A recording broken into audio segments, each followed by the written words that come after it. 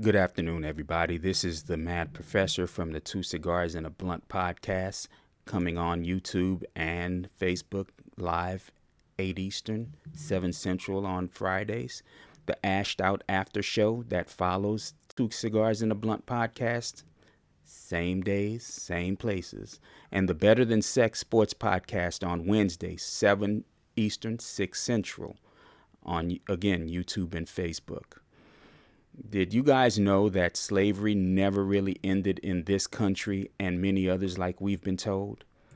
I recently read an AP article that highlighted how prisoners have been used as free labor, or if you want to call them slaves, since well before the Industrial Revolution and really going back to slavery here in this country. According to the Associated Press, hundreds of thousands of prisoners per year go into labor force that they aren't trained for, and if you or I were to apply for, would need to be qualified for. These jobs includes working in industrialized farms using equipment, often for the first time, where that supplies food to companies that we shop at or eat at every day. Now, I call it slavery because for all intents and purposes, the prisoners aren't really paid to do these jobs. And in most cases where they are paid, they're paid a fraction of what you or I would get if we walked into the job and applied for it ourselves. Again, they work in these companies with little to no training, which of course and unsurprisingly can lead to injury and, fatalities, serious injuries and fatalities. There are instances of prisoners losing limbs and suffering injuries that will incapacitate them in ways that prevent them from caring for themselves for the rest of their lives. One case in particular that was in the article, there is the story of a prisoner who was near the end of his 20-year stint in a prison in Arizona. He lost his leg to a machine that processes chicken excrement into compost. His right leg got caught into the machine. This machine turns chicken droppings into compost. Now, this chicken farm supplies eggs to companies like McDonald's, Targets, and Albertsons. And once the machine had shredded his leg, he was able to free himself just barely. And he fell into a mound of the manure that was being processed. Now, his leg was bleeding so badly that he had to use part of his shirt to tie a tourniquet around his leg. And, once people got him out of the machine and off of the mounds of excrement, he was taken to a hospital where he lost his leg below the knee. It had to be amputated. Now, the same farm in Arizona, over the past few years between 2018 and 2022, had 250 injuries or death, while in California during the same time period, there have been 700 injuries or death. And California is one of these states that use prison labor for brush fire mitigation, where they can earn between $2.60 a day and $5.12 a day.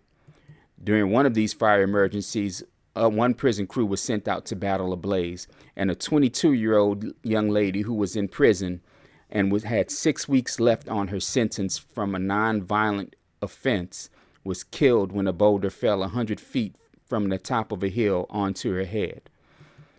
The issue with all of this is that in most states, prison laborers aren't considered employees and therefore aren't afforded protections, i.e. medical or legal, against injury and death. In fact, it's even legal for most companies that operate this way not to report any type of information on these injuries to the state in which they're operating, nor the federal government. Finding information on this kind of stuff can be a bit tricky and in a lot of cases almost non-existent. The kick in the ass of all of this is that even the prisoners that make money, say the pennies on the dollar, some states take up to 60% of what these wages are earned, 60% of these wages off the top before they're even paid to the families or the prisoner themselves. Working on these types of farms and for these companies aren't the only way that laborers are exploited. In Alabama, 3 prisoners were killed a couple years ago when during highway construction and cleanup, where one of the prisoners was actually run over by an out of control semi. In California, though, now get this, the state does offer workman's compensation to prisoners in California. And in Arizona, the jobs at the chicken plant are actually fought after and sought after really hard by most prisoners, because once they've been released from prison, it can lead to permanent employment and, in a lot of instances, housing assistance. Now, Nevada is another state like California that uses prison population to extinguish wildfires. And in one instance, one female crew was forced by their foreman to go in and fight a fire using the boots on their feet to stomp out embers so that the fire wouldn't reignite. These ladies thought that they were in danger and wanted to back out, but they didn't think they could because they are prisoners and they couldn't fight back. So they stomped out these embers while their boots were melting to their feet. They all suffered second-degree burns or burns of some sort to the bottom of their feet and were denied pain medication in the hospital because they're prisoners. And you know what? I'm going to go back to that story in California where the young lady died by getting crushed by a boulder. When her mother went to claim her body, they still had her dead body handcuffed to a gurney in the hospital. Now, there's another case in California where a young lady was working in a sawmill, where they cut timber into wood that we used to build houses. When the saw got stuck somehow, and she was forced by a foreman in the company to go into the saw machine, the machine where the saw was operating rather, and remove whatever had the saw incapable of moving. She did this, and it started immediately because no one turned the machine off, where the saw sliced into her hard hat and into her head, leaving a 5-inch gash in her head. Again, no one wanted to help. No one but her co-workers, who was other prisoners. They put sanitary napkins on her head to stop her head from bleeding. And instead of taking her immediately to the hospital, the prison guards put her in the van and took her back to the jail, where she was evaluated and was told that, yes, she needed to go to the hospital. And at the hospital, she was given a minimum of care, where all they pretty much did was sewed up the wound that was on her head. The next day, she was forced to go back to work at the laundry in the prison, where she worked for months without ever having that wound cared for, to where it developed a serious infection and would ooze discharge from it into her face.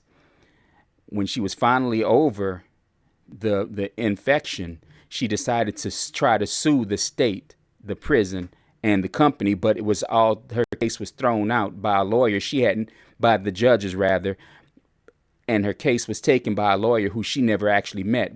And because she was a prisoner, she wasn't allowed to sue anyone for her injuries. You see, this is a problem with American prisons. We have laws written to lock people up for minor offenses in a lot of cases, so that we have a prison population higher than any other country in the world.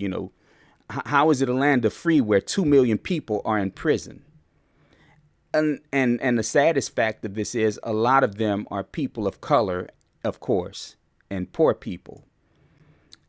And when they're forced to work these dangerous jobs without labor protections or without union protection that would guarantee fair treatment, what does that say about how we treat our prisoners?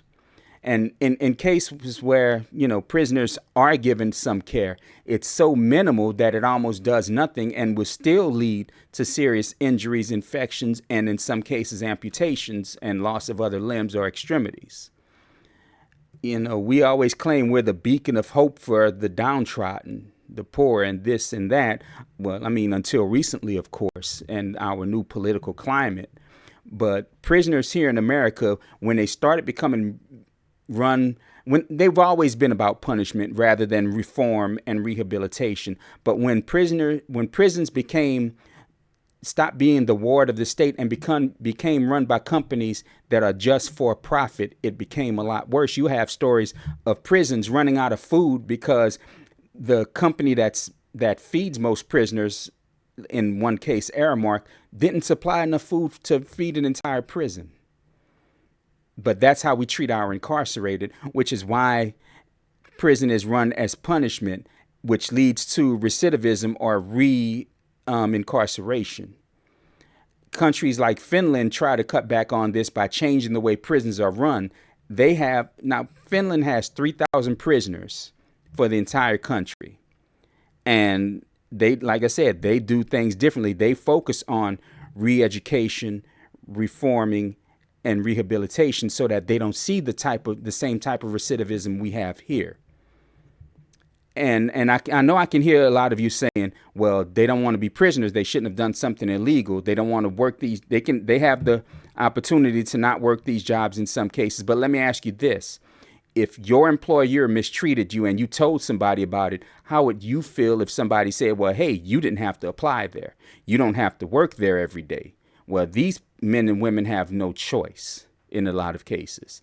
They're left to the state and the companies to run them ragged for little to no money and constantly being mistreated. So tell me, how would you feel about that?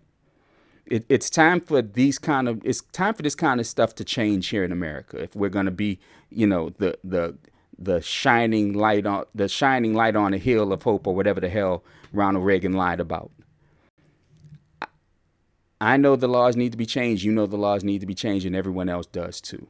So, this is just something to talk about.